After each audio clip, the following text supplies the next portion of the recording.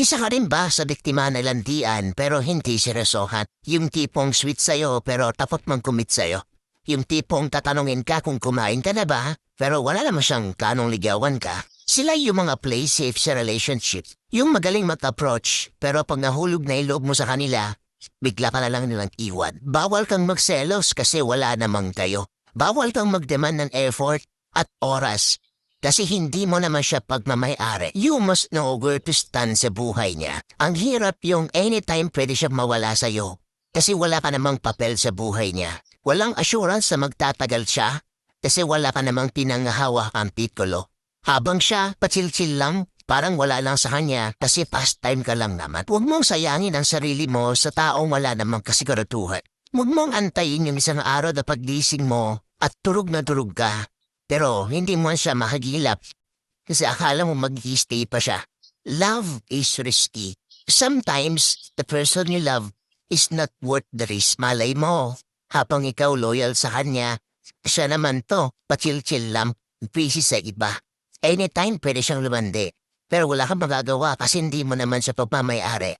Hindi porket nagbigay siya ng motibo, gusto ka na niyang tsuwain. Hindi sapat yung bigay ka ng bigay ng pagmamahal. Tapos wala ka natanggap. Dapat pag nagmahal ka, meron ka rin natatanggap na pagmamahal. Ilaan mo ang sarili mo sa taong binibigyan ng importansya at binibigyan ng pagpapahalaga. Huwag mong tignan ang isang tao based lang sa sinabi niya. Tingnan mo siya based sa ginagawa niya. Masarap pagmahal pero mas masarap kapag mas mahal ka ng tao. Yung tipong hindi makapaghintay na bahita ka. Yung tipo na kahit walang kayo, pinagmamalaki ka niya. Yung tipo ng kahit walang kayo, willing siyang maging kayo. Yung tipong handa niyan gawin lahat para ba-appreciate mo yung effort niya at para mapasaya na siya. O diba wala pinagkaiba? Halos pareho lang. Yung MU, yung no label at saka yung may label. Pero iba pa rin talaga.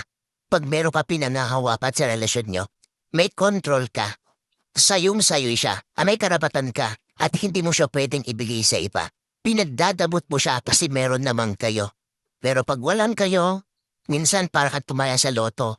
Tumaya ka, pero hindi ka sigurado kung mananalo ka. Meron naman yung iba hindi nila nakikita yung tunay na nararamdaman mo. Hindi niya nakikita na nasasaktan ka na pala sa pinagagawa niya. Hindi niya nakikita na ikaw yung future niya. Ang nakikita niya lang, parausan ka. Ang nakikita niya lang, pastime ka.